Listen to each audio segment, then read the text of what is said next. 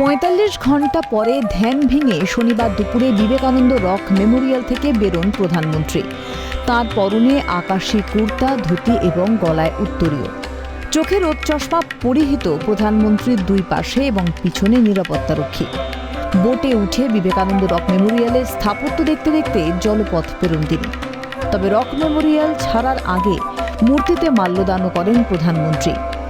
শনিবার সাত সকালে গেরুয়া বসনে প্রাণায়াম, মূর্তি প্রণাম, পুষ্প তর্পণ করতে দেখা গিয়েছে প্রধানমন্ত্রীকে। বিবেকানন্দের মূর্তিকে প্রণাম, ফুল দিয়ে সাজানোর পাশাপাশি বিবেকানন্দ রক মেমোরিয়াল ঘুরে দেখেন তিনি।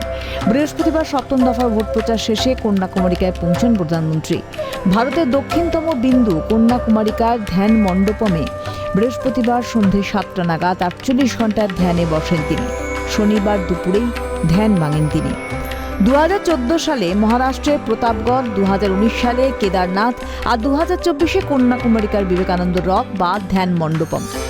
আধ্যাত্মিকতার সঙ্গে নিজেকে জুড়তে এই আধ্যাত্মিক সফর গত 10 বছর পালন করছেন প্রধানমন্ত্রী নরেন্দ্র মোদী। দেশব্যাপী ভোট প্রচার শেষে 30শে মে বিকেলের পর আকাশপথে কন্যাকুমারিকা পৌঁছন। বৃহস্পতিবার কন্যাকুমারিকা পৌঁছে ভগবতী আম্মান মন্দির পরিদর্শন করেন তিনি। প্রণাম করেন বিগ্রহকে, ঘুরে দেখেন রক মেমোরিয়াল। তারপরেই ধ্যান মণ্ডপমে বসেন তিনি। ক্যালকাটা নিউজ।